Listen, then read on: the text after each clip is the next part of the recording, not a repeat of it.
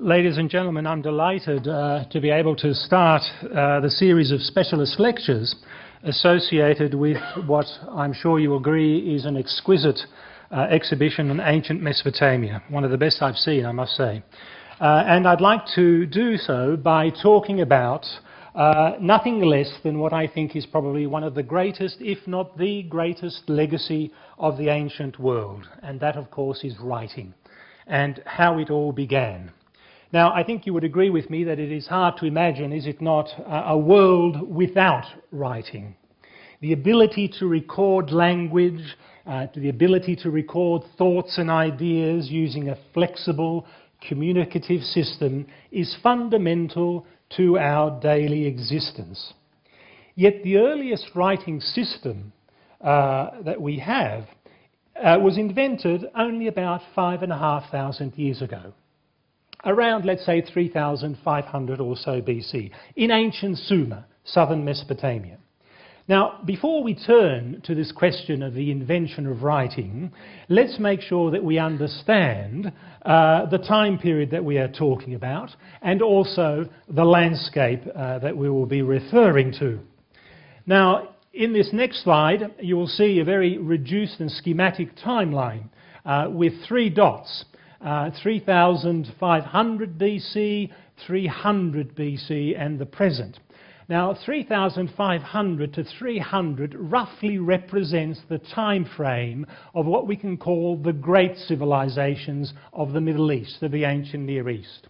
Now, that's not to say that there wasn't a period before 3,500. In fact, it goes right back to very remote prehistory.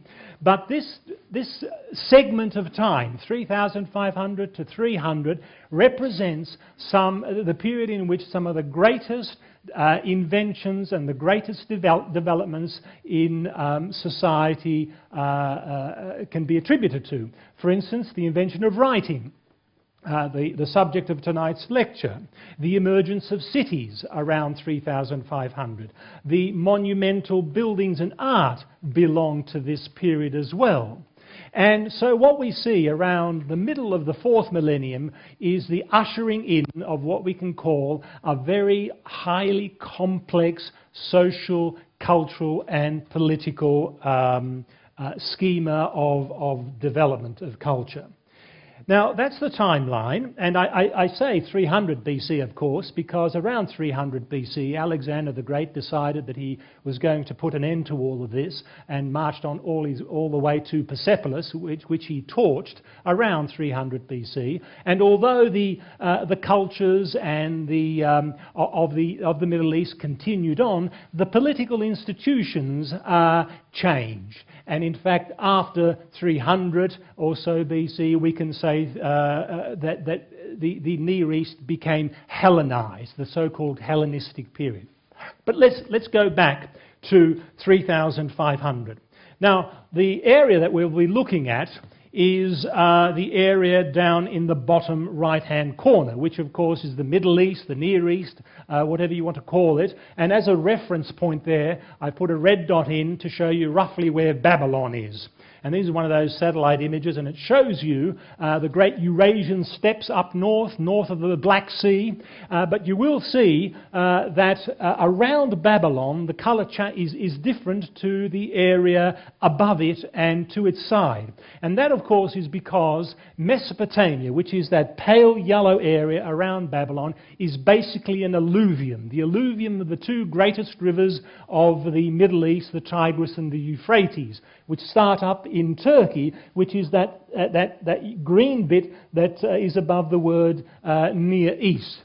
And you'll notice also that just above the words Near East, there is an arc or a crescent shape, the mountains of the Tauruses. This is the so-called Fertile Crescent, a term that was coined back in the 1920s by James Breasted of the University of Chicago. So we'll be referring to that area around the word Babylon, Greater Mesopotamia. Even though the word Mesopotamia means between the 2 rivers, the civilizations of Mesopotamia are actually quite expansive, and they actually reach the Mediterranean Sea as well. We'll be referring to that area there. But specifically, we're going to zero in to southern Mesopotamia, because that's where writing began.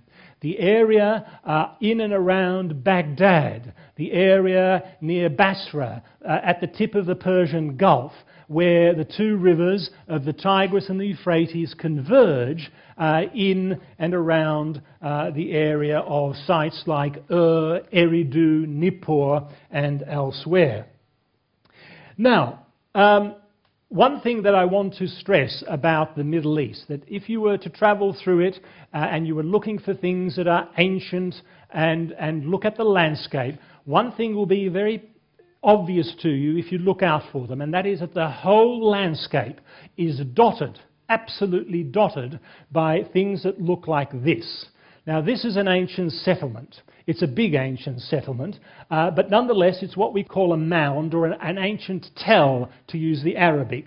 And the thing, what you see here is the area of the perimeter. You can see the fortification walls, and in the centre there's a citadel. And the bit between the citadel and the fortification wall is the residential area. This is ancient Ebla, an Italian excavation, or tel mardic, that was begun back in the 1960s. And what you see in the distance there is the modern village of Tel Mardik. But this gives you a wonderful shot of what the ancient, some of the remnants of the cultural heritage of the Middle East. There are literally hundreds of thousands of these tels or mounds that dot the landscape of the Middle East, from the Black Sea to the Persian Gulf, from the Indus Valley to the Mediterranean Sea. And the one thing that you need to remember about these tels is that they constitute the debris of mud brick villages, stacked one on top of the other. And of course, the art of good archaeology is to try and peel away those different levels without mixing them up. Because if you mix them up, then you're in trouble. And to give you an idea of what an ancient village may have looked like, here's a mud brick village from in Morocco. It's built entirely of mud brick, and of course mud bricks up the top there being made. It's cheap, it's available, it's ideal for the climate, and so we are looking at a landscape that is essentially one of mud brick. Now, having said that, while about 99% of it is mud brick, down in the very south of Mesopotamia, the architecture was probably different, because what you see here is a photo taken many years ago of the marshes, down in the very southern tip of Mesopotamia of Iraq, where it was an area of lagoons, of marshy areas, and so on. And you can see here that the architecture is actually not mud brick, but much better suited to the marshes, and that is of reed. And so let's bear that in mind, because although this is Mesopotamia, not all of Mesopotamia had mud brick architecture. All right, now let's turn our attention then to writing. This is the landscape, that's the time frame, and let's have a look at what we've got. Now, the texts that we're going to talk about were inscribed, as you know, if you've gone through the exhibition, they were inscribed on clay, and they were baked. And that is one of the reasons why they have been preserved all these years, is because clay is fairly indestructible once it's baked. Here you see an example from the British Museum of an early pictographic, an early form of writing, and I'll explain how this came about in a second. But the critical period, as I say, is 500 to 3100. This particular tablet is more around the 3100 year period. Now, to remember that the process of making these tablets is to inscribe them on clay and then bake them, and as we will see later, to store them in very well very well articulated and constructed libraries. Now, the ancient Near East has left us many legacies, but it would be true to say, I think, that the greatest, as I said before, is writing. which had a profound impact on its cultural systems. Now, what I'd like to talk about now is how this writing came to be, how ancient communities of Mesopotamia went from having no writing to having a writing system that looked like this and which developed even further. And I'll also touch very briefly on how knowledge in the ancient Near East was transmitted, because this is part of the puzzle as well. Now, before I go any further, let me just put this Mesopotamian invention of its writing system in some sort of historical snapshot. You may well say, well, what about Egypt? Where does Egypt fit into this picture? Well, Egypt does fit into the picture, but it's about a nose behind Mesopotamia. As far as we can make out, the earliest Egyptian writing, the earliest Egyptian hieroglyphs were written not on clay, not on papyrus, but in fact on wood and ivory labels. And here are a couple of examples, again from the British Museum down below, and you can see the date there, roughly 3000 BC. So Mesopotamia seems to have pipped Egypt to the post as far as writing goes. Egypt took it up as well because of its highly sophisticated cultural system. And around 1700 BC, we have the development of a curious writing system which foreshadowed our own alphabet, called Proto-Sinaitic. Now look at the date, 1700 BC. That's about 2 millennia or so, at least a millennia and a half, after the Mesopotamians started to write on tablets. I'm not going to dwell on this, just to show you and that there are some of the signs, and of course when we talk about an alphabet, we are talking about a much reduced number of signs and symbols. Around 1400 we have yet another writing system. Now you'll be able to recognize in those columns what we call cuneiform. If you compare that cuneiform with the one that's out in the exhibition, the actual script itself is no different. What is very different is the fact that here in Ugaritic, named after the site of Ugarit in northern Syria, actually developed an alphabetic system of writing using cuneiform. Now the Sumerian and Akkadian that we will be looking at in a minute was not alphabetic, it's logographic, and I'll explain that to you in a second. So 1400 BC, along comes Ugaritic. 1050 or so, we now enter what we can call the true alphabet, the Phoenician alphabet. This is the one from which we derived, or the Greeks derived, the alphabet, which then the Romans copied and which we now have today. 1500 BC, and I think if you look at some of those letters, you can recognize them, like the one at the top, A. You can see that it's an A on its side. If you were to twist it around 45 degrees, you can see our A. And that A, by the way, is Aleph. It represents the horn of the head of a bull. But I won't go into that story. Just suffice for this period, for this lecture, to see what they look like. 800 BC, we have the Greeks.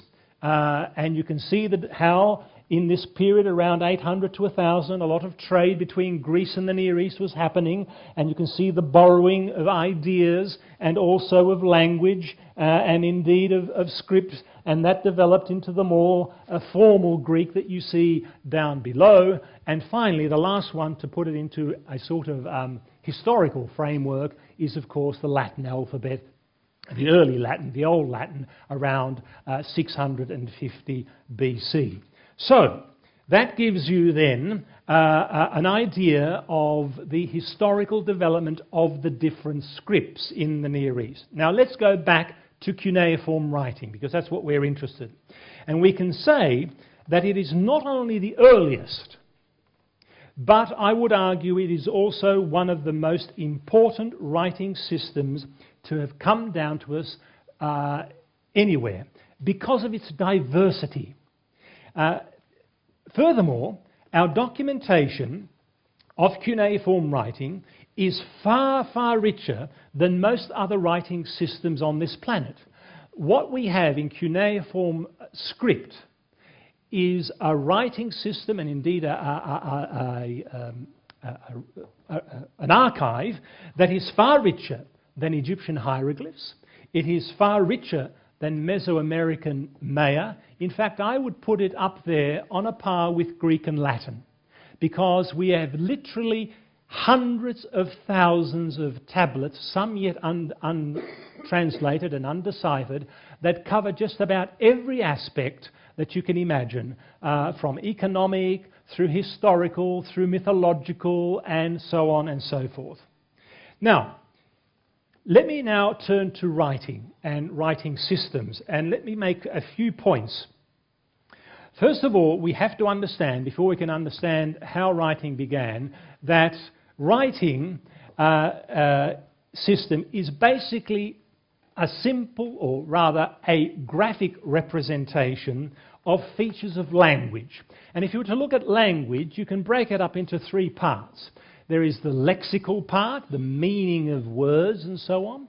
There is the grammatical section. You know, you have to put words in some sort of order to make sense of them. And then you have syntactic, which are the phrases that you separate by commas and so on. So lexical, grammatical, and syntactic make up make up language, and a writing system somehow, and this is the greatness of the invention, somehow has to reflect those 3 points.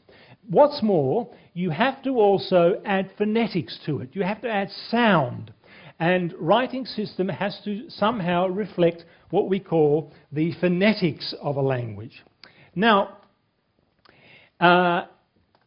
it's also essential to any language, human language, that its basic element, the word, is not merely a label just for an idea, or indeed an object, but rather that it can function together with other words so that you end up having a sort of grammar. Because if you just had a series of pictures that look like objects, you're not going to have a language as such, or indeed a writing system, because you won't have the grammar and you won't have the syntax. Now, that's point number 2 that we have to remember.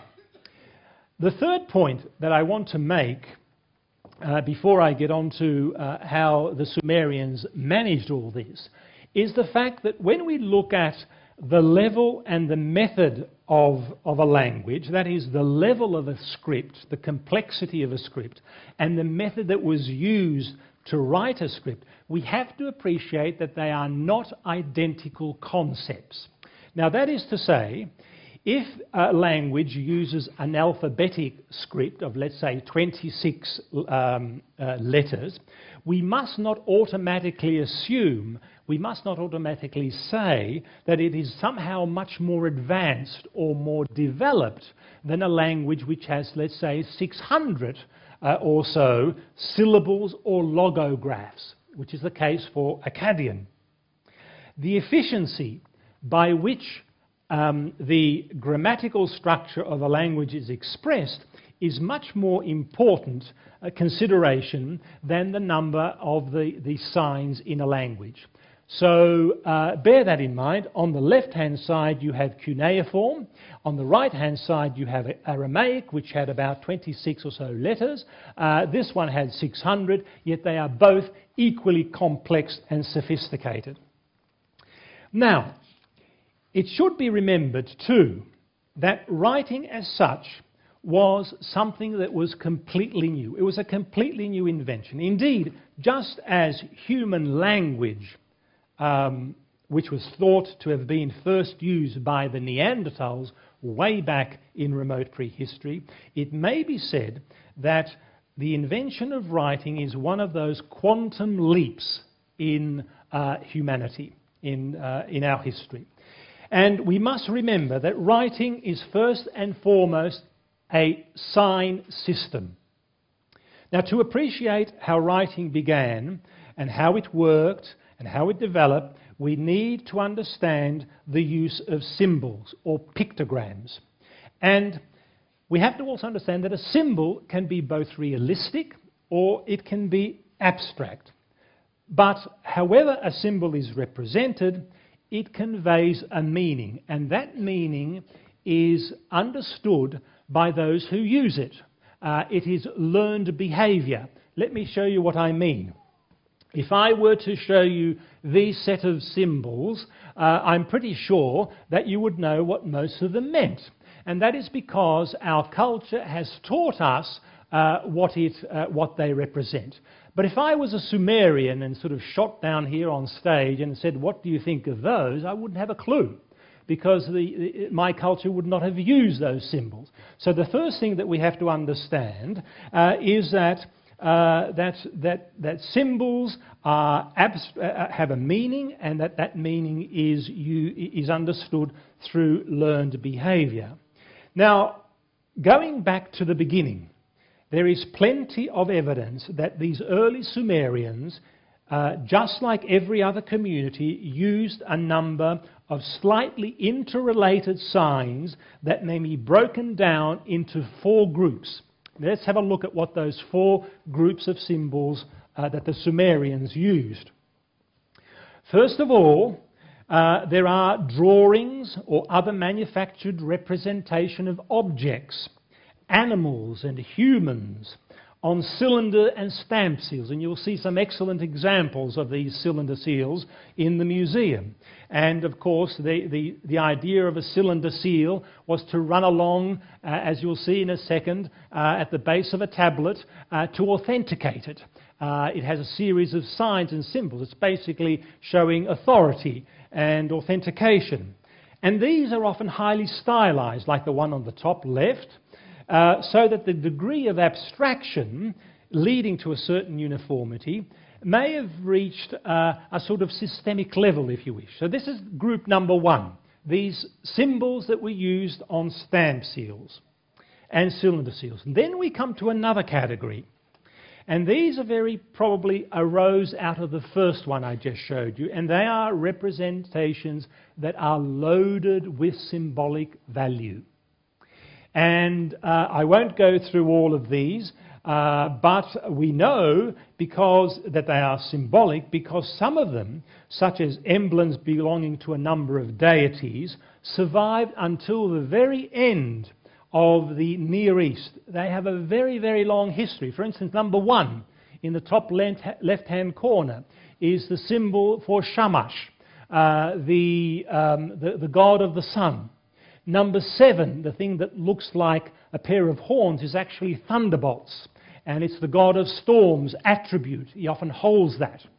And number 13, which may be difficult to perhaps to see from back there, but it's actually a helmet with a lot of horns on the front, and only deities wore that helmet. So these are symbols that were highly symbolic to the Mesopotamians. Now, such systems of symbols can only be effective, as I said before, if it reflects a common ideology, if it reflects a common body of beliefs and convictions. And this phenomena is found, of course, all over the world. And in some cases, it results in the construction of messages by means of the assemblage of these signs. Let's have a look at the third group. Now, these are this third group of symbols we can call mnemonic devices, if you wish, things that are used to jog your memory, as it were. And they are usually arbitrary, linear designs used as marks on all kinds of objects of everyday use. And here we have some examples of what we call potter's marks. And they often mark these vessels to make sure whose vessel was what with some sort of arbitrary sign. So these are mnemonic devices. But now we come to the one that's most interesting of all. And these are tokens. This is the fourth group, and it's the fascinating group. Mesopotamia, with its northern and eastern border regions, abounds in this class of objects. And their relevance was found out sometime in the 1960s, but no one really understood what they meant. Excavation report after excavation report showed that they had been found all over Mesopotamia, but no one knew what to make of them. And in fact, if you go to the early excavation reports, you will always find them at the back of the report under small objects, meaning I don't have a clue what they mean, but I'll stick them in anyhow. So these tokens, as you can see, come into all sorts of shapes and sizes. They can be stone, they can be ceramic, circles with holes in them, and so on and so forth. And they are found all over the place. And as I said, archaeologists used to give them scant attention. Indeed, they often just threw them away, I hate to say, until the fellow up in the top right-hand corner, Pierre Armier, who works at the Louvre in Paris, realized that there was a pattern. And he started to look into it. And he started to build the theory, and it was then taken up by the person down in the right-hand, bottom right-hand corner, Denise Schmant-Besserat. Now, what have these tokens got to do with writing? Well, let me outline what the theory is. And it runs something like this, that these tokens were used in a system of accounting. And they stood for units of goods. Now, this economic system is of a great age. In fact, it goes back to the 9th millennium BC. 9,000 or so BC, we start to see these tokens scattered all over throughout the Near East. Now, these shapes did not necessarily look like anything, but rather they were symbols. They were sort of used as credit for goods, a reminder that goods were sold or that payment was owed. For instance, if I was a merchant and you wanted to come and buy some wheat from me or sheep or goats, but you didn't have any money. So you gave me some of these tokens and I said, okay, here's your goods, and I put those tokens in a drawer, and when you've got the money you can come back and pay me. Fred comes up and his similar story, no money, but I need this. Okay, tokens in this drawer, off he goes, and so on and so forth. You can see what's going to happen. After about a month or two of this, you're going to get awfully mixed up about who owes you what. You've got tokens rattling in this drawer, tokens rattling in that drawer, but they are all some sort of credit for goods, you see. Now, they were used as bills of freight. And in order to refrain from fraud, in order to put some sort of organization into these tokens, and this is the important thing, is that some of them were then inserted into balls of clay. Now, here's one example, and how do you know? You may well say, well, how do you know that? Well, there have been some marvellous discoveries, because mostly the tokens were found by themselves, these isolated tokens here and there. But every now and then, we actually find them in the clay balls. Now, this is an important discovery. In other words, what happened was that at some stage, around 3,200, 100, in order to make to organise all those tokens, someone decided that they're going to put them in a clay ball to sort of compartmentalize them, so to speak. But you can see what the problem is going to be. After a while, you're going to forget what is in the ball. You could rattle it and realise that there are tokens there, but you're going to forget. And so you've got the tokens in the ball, but you don't necessarily know what's in them. Certainly after a few months or a few years. So what do? You start to impress the outside of the ball with the shape that is inside the ball. So here you have some, what do we call bullae, with tokens that with impressions on the outside. You can see them, long, elongated shapes, circular shapes. There are others with rectangular shapes and so on. And we have found these tokens inside balls with these markings also on the outside. There's the link. Tokens, tokens in balls, tokens in balls with marks. Now, the next obvious thing, of course, would be, well, why the heck have I got this encasing in the first place? And what we find is the next stage, which is the emergence of little flat clay tablets that look like that. Now, effectively, what those tablets are is a flattened version of those clay balls that I showed you before, with the impressions of those tokens. Now, we have found quite a number of these type of tablets, and I'll show you a few more. Here are these, ladies and gentlemen, are the earliest clay tablets that we have found. Now, this is not writing yet, but it foreshadows what I'll show you in a minute. So we have impressed tablets with circles, with strokes, and so on, that represent the shape of these tokens that have a very long history. And here is another one. Now, the difference between this one that I showed you and this one here, of course, is that what you start to see are pictures. And you not only have circles and lines, but you also have little pictures, one that looks like a head there, others that look like jars, and so on and so forth. Now, so is this then how writing was invented?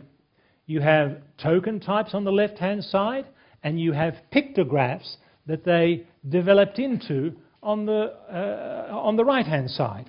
Now, from a technical point of view, there seems little doubt, and I think most would agree, that what I've just explained is the evolution of a writing system. And the evolution in practice and function of a generalized token system that led to these mnemonic devices being used, and that indeed they were basically accounting tablets. Because as I'll show you in a minute, a lot of these signs and symbols that were first recorded on these tablets, and indeed on the outside of these clay balls, were numbers. But there's something missing, isn't there? There's something lacking.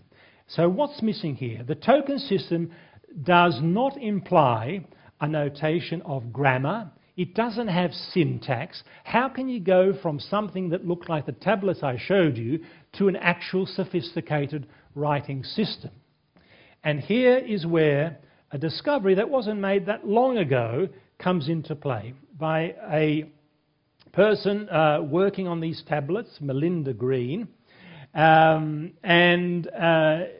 what she showed, and I'll just show you this again, because there are the tokens that I've mentioned.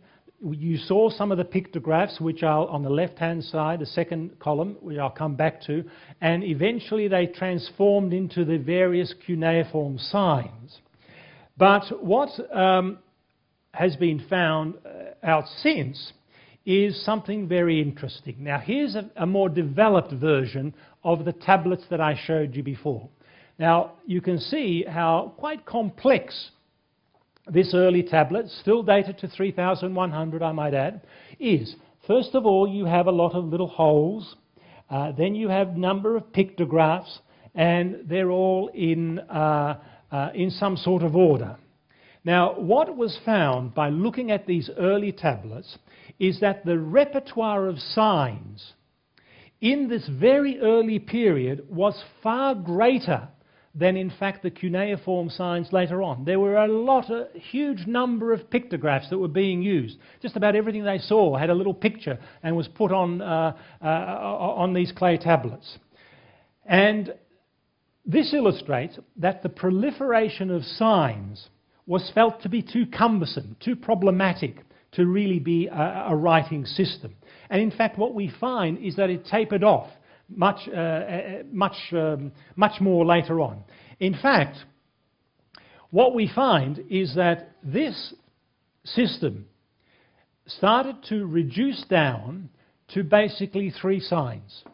These three signs here account for about 600 Akkadian logographs. So different combinations of these three signs, you get other three signs that combine to make the Mesopotamian writing system.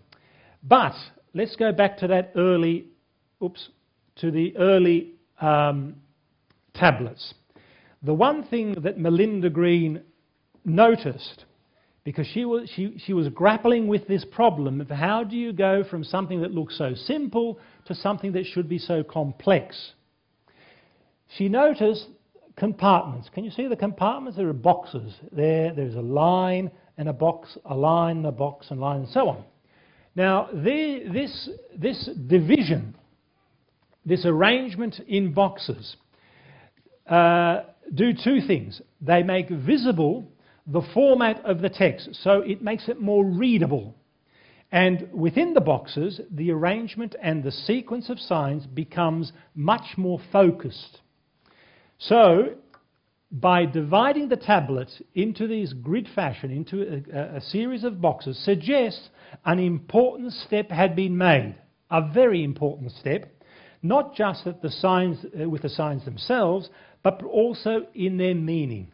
What the scribe that was doing when he wrote this was to say, look, focus on the boxes. And by focusing on the boxes, he was actually saying, let's get some syntax going. So in other words, you read this from top down like that. Otherwise, it would be a jumble of signs and you wouldn't know where to start. So the next big step in writing in Mesopotamia was to arrange the signs in boxes so that you read each box at a time. Simple though it may be, it gave them a sense of syntax. A really important step. Now, here is another one of these early cuneiform tablets, and you can see how very clear the boxes are. You can see the holes, which are numbers. I'll get to those in a second. You can see the pictographs, and also you can sort of make out the arrangement, as it were, of ideas. And as I said, this is not a historical text. It's not a mythological one. It's a simple accounting spreadsheet. This is your Mesopotamian version of your spreadsheet. And what you have then are more and more of these early tablets. So compare this one to the ones I showed you just before. You can see how it is starting to develop into something that is more sophisticated and complex. So then, looking at the development of cuneiform, we can say that, first of all, we do start with pictures, that those pictures are then arranged in boxes to give them meaning and to try and get some syntax and grammar. And then because, of course, because these were supposed to be expedient ways of recording things, you're not going to sit there and draw your way through a language. You had to become, it had to be a much more efficient way of doing things. What we find is that these pictures then started to reduce down into this cuneiform sign, using that stylus I showed you early on. And once you get down to the Babylonian version down there, the scribes found it quite sufficient to record even the most complex of ideas. Now, so far I've been talking about words, but the fact is that many, as I said, many of these tablets actually record numbers, not just words, but numbers. And you can see the coloured bits here, the things that look like circles and cones, are in fact numbers. Now, the numerical system used by the Sumerians and those who followed them in Mesopotamia is a combination of decimal and counting in tens and also counting in 60s. And the symbols used were large and small cones and circles. Single objects were represented as a small circle, as a small cone, and 10 objects as a small circle. So if you look at this, over there on the top, in the right-hand place, you've got number 1, that small cone, which is this one over here. And 10 small cones equals a circle, which is number 10. And 6 circles equals a large cone, which is the number 60.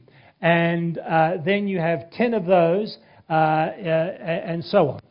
Okay? So it's based on a combination of decimals and 60s. So then, let's summarize what we've got so far. So we've got here an early recording system used in Mesopotamia, not to produce myths or historical events. These were to come later. At this time, when these tablets were being written, myths and historical events were recorded orally, transmitted orally. So in this very early period then, there was the need of economic accountability. That's what they really wanted to do. And why did they want to do that? Because cities in Mesopotamia were growing. There was a lot of trade between South Mesopotamia and North Mesopotamia. Goods were coming in and out in cities that looked like the one I showed you before. And in order to keep track of all this material, there had to be an accounting system that didn't rely on memory. And so this is how writing began, ladies and gentlemen, in Mesopotamia.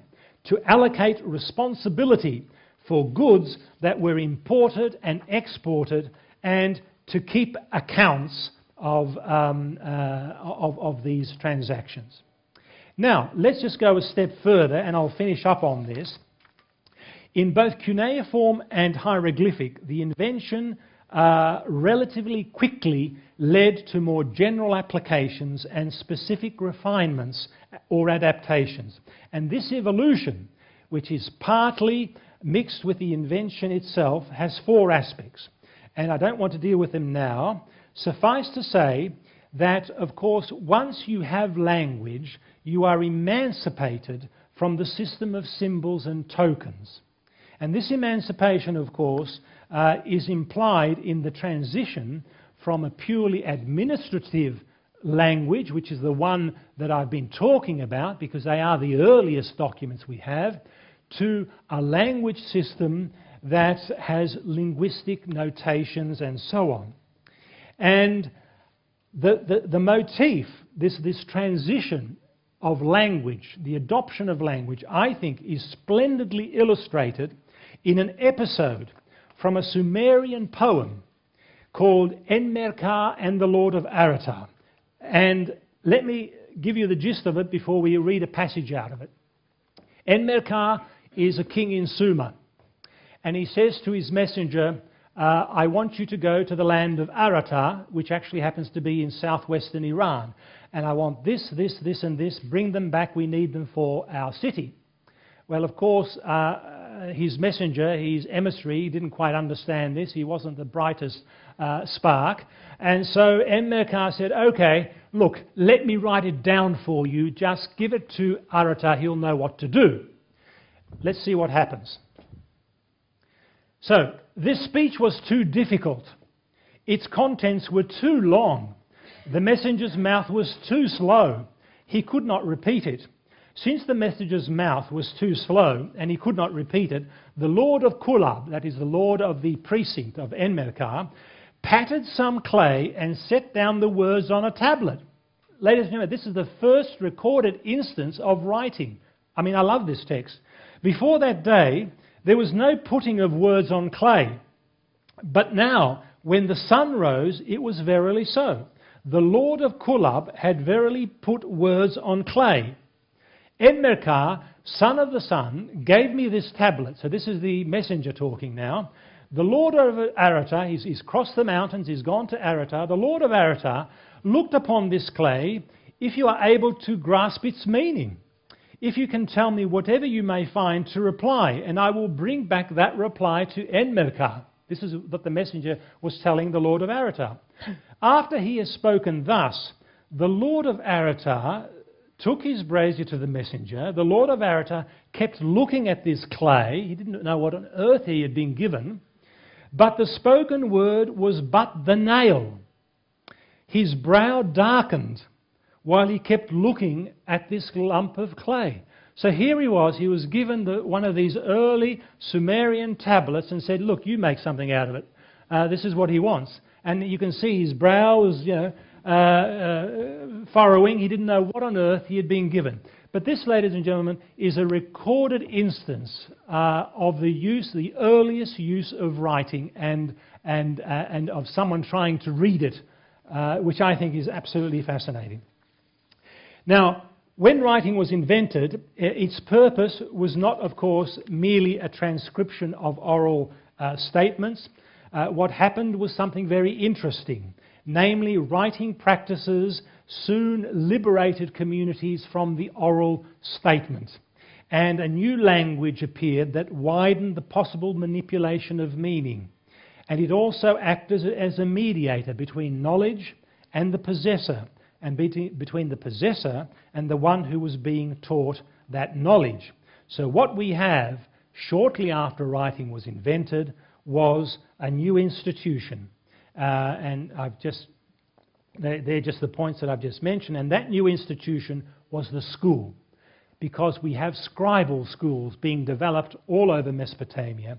And that resulted in an unheard of ability to store data, because you would tell your students to write this stuff down, and they would then pass it on. And they were a cocky lot, these scribes. They knew they had it over the rest of the population, and they were the sort of the cream of the cream, and they were very proud of their profession. And so we find the emergence of schools, and some of the Mesopotamian cities were renowned for their education system, for their schools, in which they learnt not only Sumerian, but later on they learnt Akkadian and Babylonian and so on. So they were multilingual. It's a multi-ethnic area that we're talking about. And when they did so, they then stored them in libraries. Libraries like this one in the left-hand corner, which is a library room from that site I showed you at the beginning of the lecture, Ebla. About 20,000 tablets were found stacked up neatly like that, like a filing cabinet on shelves. We know a lot about ancient libraries, ancient Near Eastern. I'm not sure whether the scribe looked like that, but certainly the library did.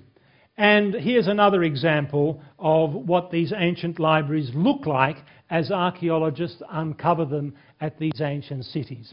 And once we get to this stage, once we get to the sophisticated stage of cuneiform, you then not only have the tablet, but you also have the envelope. You see the thing on the outside? It's an envelope, literally an envelope. You put it in an envelope, you roll your seal on the bottom there, and you give it to Mesopotamia Post, and it went, you know, from one city to another. And with that, ladies and gentlemen, we can leave it there. Thank you for your attention.